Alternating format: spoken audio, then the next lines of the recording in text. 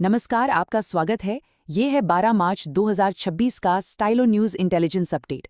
आज हम मध्य पूर्व के उस संकट पर नजर डालेंगे जो बहुत तेजी से एक बड़े क्षेत्रीय युद्ध का रूप लेता जा रहा है। ये इंटेलिजेंस अपडेट प्रोवेव एआई की पेशकश है, जो स्टाइलो न्यूज़ और AI powered Stylo Intel ops platform के डेवलपर हैं।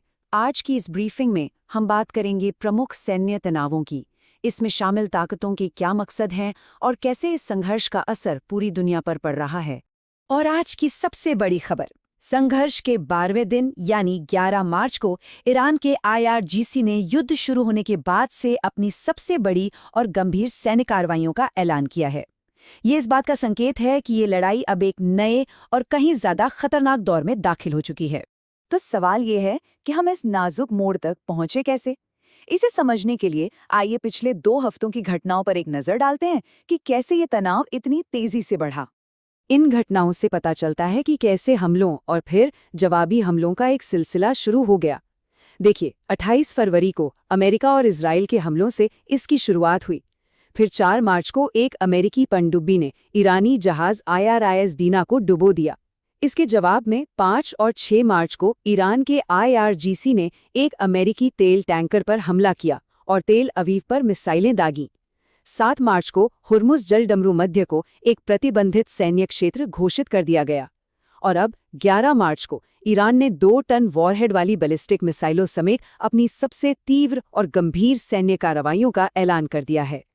इस बढ़ते तनाव का नतीजा ये हुआ है कि अब ये लड़ाई मध्य पूर्व में कई अलग अलग मोर्चों पर फैल गई है।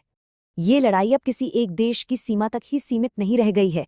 ईरान, इजराइल, गाजा, लेबनान से लेकर फारिस की खाड़ी और हॉर्मुज़ जलडमरू मध्य तक ये एक बहुत ही जटिल मल्टी फ्रंट वॉर बन चुका है। पूरे इलाके में मिसाइल हमले, हवाई हमले और समुद्री टकराव जारी हैं। और जाहिर है, ज़मीनी स्तर पर इसका असर बहुत ही भयानक है।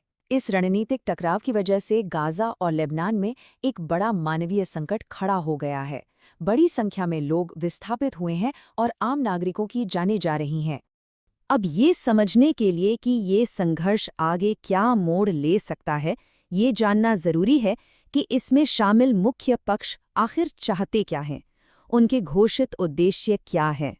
अगर हम तीनों मुख्य पक्षों के घोषित मकसदों को देखें तो वो काफ़ी अलग हैं और अक्सर एक दूसरे के बिल्कुल खिलाफ। एक तरफ ईरान का IRGC दुश्मनों का पूर्ण आत्मसमर्पण चाहता है और किसी भी तरह की बातचीत से इनकार कर रहा है।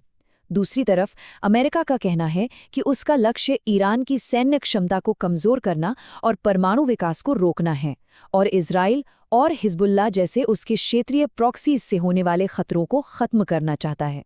ये अलग अलग लक्ष्य किसी भी तरह के कूटनीतिक समाधान को बहुत मुश्किल बना देते हैं। अमेरिकी राष्ट्रपति डोनाल्ड ट्रंप के मुताबिक ये एक शॉर्ट टर्म ऑपरेशन है और हम इसे पूरा करने के करीब हैं।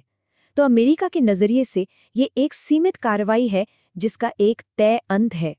लेकिन इसके बिल्कुल उलट है ईरान का सख्त रुख। ईरानी IRGC की घोषणा में साफ कहा गया है कि नेतृत्व ने दुश्मनों के पूर्ण आत्मसमर्पण तक लड़ाई जारी रखने की कसम खाई है और बातचीत की मांगों को खारिज कर दिया है। ये एक लंबे संघर्ष का संकेत है। ये क्षेत्रीय संघर्ष अब सिर्फ मध्य पूर्व तक ही सीमित नहीं है। इसकी लहरें पूरी दुनिया में महसूस की जा रही हैं, जिसका असर आर्थिक स्थिरता और लोगों की जिंदगियों दोनों पर पड़ रहा है। दुनिया का लगभग 20% तेल हॉर्मुज़ जलडमरू मध्य से होकर गुजरता है और अब ये एक बहुत ही एक्टिव मिलिट्री जोन बन चुका है। जाहिर है, ये पूरी दुनिया की ऊर्जा सुरक्षा के लिए एक सीधा खतरा है। और अगर हम इंसानी कीमत की बात करें तो सिर्फ ईरान में ही हताहत हुए आम नागरिकों की संख्या 1300 को पार कर गई है।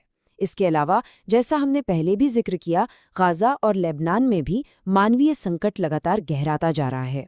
तो आगे क्या हो सकता है? आने वाले दिनों में इस अस्थिर क्षेत्र में कुछ ऐसे प्रमुख संकेतक हैं जिन पर नजर रखना बेहद जरूरी होगा। हमें देखना होगा कि क्या अमेरिकी नौसेना हॉर्मुज़ जलडमरू मध्य में व्यापारिक जहाज़ों को एस्कॉर्ट करना शुरू करती है।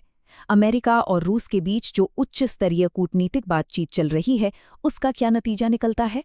खाड़ी के देश और वैश्विक बाजार ऊर्जा सप्लाई की रुकावटों को कम करने के लिए क्या कदम उठाते हैं? और हाँ, पूरे इलाके में मिसाइल और ड्रोन हमलों की संख्या और उनका पैमाना कैसा रहता है, और लेबनान में हिजबुल्लाह के खिलाफ इजरायली सैन्य अभियान का क्या रुख रहता है। ये सब बातें संघर्ष के अगले चरण का संकेत देंगी।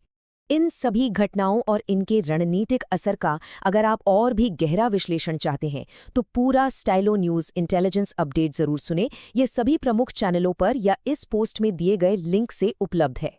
हमारे साथ जुड़ने के लिए आपका बहुत बहुत धन्यवाद। AI powered on demand news के लिए www.stylonews.com पर जाएं। लगातार इंटेलिजेंस अपडेट्स के लिए स्टाइलो न्यूज़ को सब्सक्राइब करना न भूलें।